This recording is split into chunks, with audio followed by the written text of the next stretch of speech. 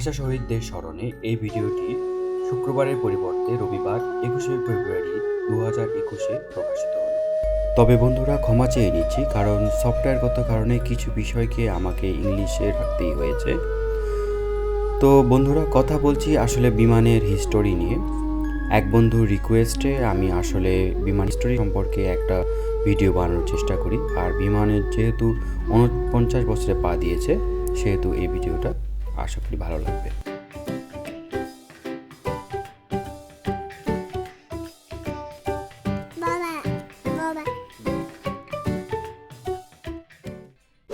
আমার চ্যানেলটি সাবস্ক্রাইব করুন আর বেলটি বাজান।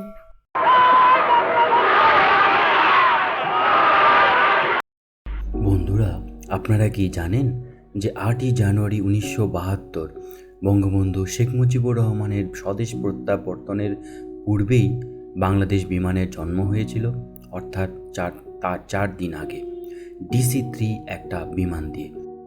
এরপরে তাঁর হাত ধরেই বিমান বাংলাদেশ ফকার 27 ও অন্যান্য বিমান দিয়ে সগৌরবে যাত্রা শুরু করে। 4 মার্চ 1972 বিমান ঢাকা লন্ডন ফ্লাইট শুরু করে বোয়িং 707 দিয়ে, এবং ছোট রুটগুলো চলে ফকার 27 দিয়ে। 80-র দশকের আগ পর্যন্ত বোয়িং 707 ও ফকার 27 ছিল বিমানের মেরুদণ্ড। 1977-78 সালের দিকে বিমান প্রথমে ব্রেক ইভেনে যাওয়ার পর কয়েক বছর লাভ করেছিল। এরপর 1981 সালে ফকার 27 বিদায় নেয়, চলে আসে 80 সিটের পেছনে ইঞ্জিনওয়ালা ফকার 28।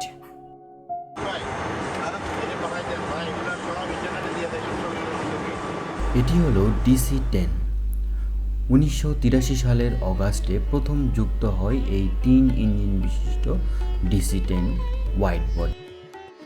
এটি কিছুদিনেই বিমানের মেরুদণ্ডে পরিণত হয় এবং এর কারণে বিদায় নেয় 707। এর আসন সংখ্যা হচ্ছে 30টি বিজনেস ক্লাস ও 200টি ছিল ইকোনমি ক্লাস। এটি দিয়ে শুধু মধ্যপ্রাচ্য না, সুদূর নিউ ইয়র্কেও যেত বিমান। দুর্বল পারফরমেন্সের এটিপি এসেছিল এরশাদের সময়, কিন্তু কিছুদিনের মধ্যেই তা ফেজ আউট করতে বাধ্য হয় বিমান। 1996 সালে বিমান প্রথম নিয়ে আসে এয়ারবাস A321-300। এটি 212 সিটের।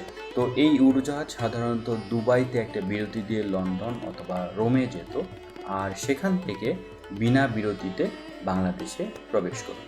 এটি দিয়ে সিঙ্গাপুর, কুয়ালালামপুর বা থাইল্যান্ড এরকম স্বল্প দূরত্বের রুটগুলো বিমান এই উড়োজাহাজ অনায়াসেই ইউজ করত। তবে এটি অবশ্যই ওয়াইড বডি এয়ারক্রাফট। দীর্ঘ এই 49 বছরে বিমান অনেক উড়োজাহাজ ইউজ করেছে। তার মধ্যে উল্লেখযোগ্য হচ্ছে বোয়িং 737-300, এটা আগের মডেলের। বোয়িং 777-200ER ওয়েট লিজে, এবং ওয়েট লিজে আসা বোয়িং 747-400। তো এই ছিল বিমানের স্বল্প একটা ইতিহাস। তো আশা করি আপনাদের ভালো লেগেছে। তো ভালো লেগে থাকলে আমাকে সাবস্ক্রাইব করতে পারেন, সাবস্ক্রাইব করে আমাকে উৎসাহিত করতে